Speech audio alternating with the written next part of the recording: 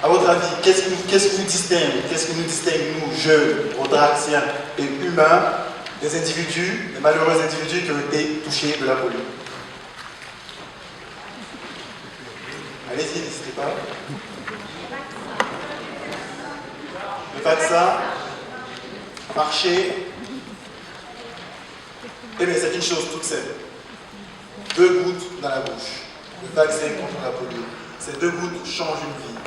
Pour vous raconter une petite histoire, je suis originaire de Côte d'Ivoire. Et j'ai fait des études de la maternelle à la classe de CM2 avec un ami qui s'appelait Ibrahim, qui était handicapé atteint de la polio et qui se rendait tous les jours à l'école autour de sa maman. Il était 3 fois plus brillant que moi, mais bon, malheureusement, il n'a pas pu finir ses études.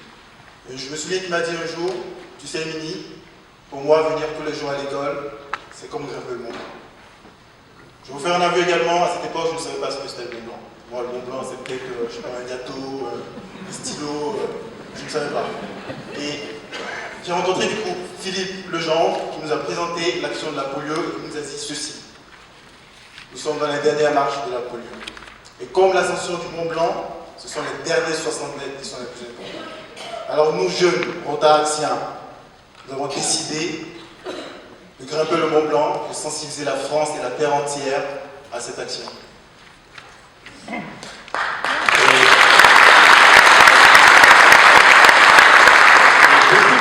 fait, à chaque fois qu'on présente cette action, nous avons des réactions qui sont mixtes, et nous on fait le pari vraiment que notre jeunesse peut vraiment nous aider. Car nous estimons que c'est un vrai don. Nous devons mettre à profit notre dynamisme et nos caractères de rêveurs pour accomplir des choses extraordinaires. L'histoire démontre que ce sont des jeunes qui peuvent changer le monde.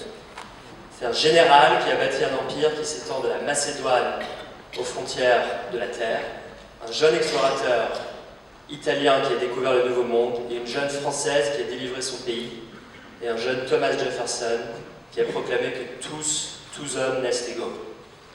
Donc peu de personnes peuvent espérer ou auront l'opportunité de changer des vies et d'impacter le monde de leurs seules mains.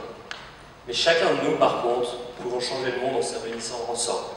C'est pour ça que nous avons choisi de monter cette action grâce au Rotaract. Et nous estimons que cette action de gravir le Mont Blanc pour vaincre la polio en est une qui, en se plaçant parmi tant d'autres, donne espoir au moment où certaines personnes risquent et perdent leur vie pour cette même cause.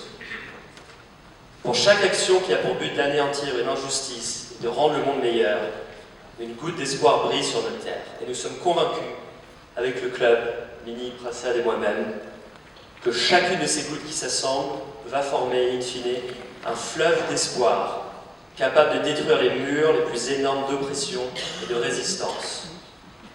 Ainsi, nous avons décidé de grimper au toit de l'Europe pour combattre la polio et former le fleuve, ou plutôt l'avalanche, qui va anéantir cette maladie.